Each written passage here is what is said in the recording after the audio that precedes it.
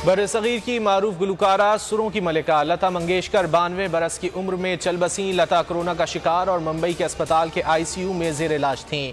उन्हें गुज़िश्ता माह अस्पताल में दाखिल किया गया था। लता ने मुख्तलिफ जुबानों में 30,000 से जायद गीत गाए। उन्हें भारत रत्न अवार्ड से नवाजा गया।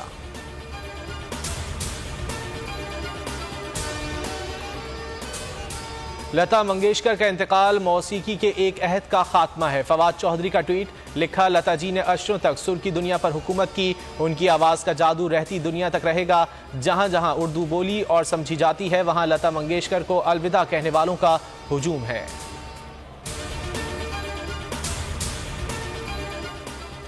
वज़ीर आज़म की चीनी सदर शी जिनपिंग से मुलाकात। CPEC अफगानिस्तान समेत अहम इलाकाई और बैनुल अक़वामी उमूर ज़ेर गौर आए। इमरान खान का दौरा चीन मुकम्मल हो गया। वतन वापसी के लिए रवाना।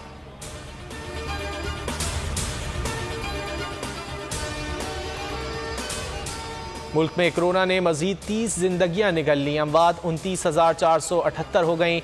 4,874 केसेस सामने आए। शरह 8.59% रही।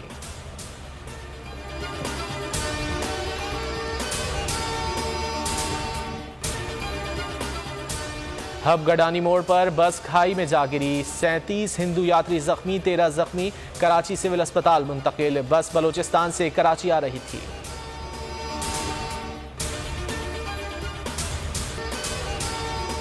और PSL में आज कराची किंग्स और इस्लामाबाद यूनाइटेड आमने सामने होंगे। मैच शाम 7:30 बजे शुरू होगा। इवेंट के अब तक के तमाम मुकाबले हारने वाली बाबर 11 के लिए मैच डू और डाई नौयत इख्तियार कर गया। दूसरी जानिब शादाब एंड कंपनी भी इवेंट के नॉकआउट स्टेज तक रसाई के लिए जीत के अज़्म के साथ ग्राउंड में दाखिल होगी।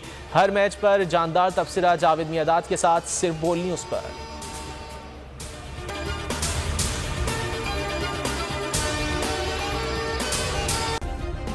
सब्सक्राइब करें और बेल दबाएं ताकि कोई खबर रह न जाए।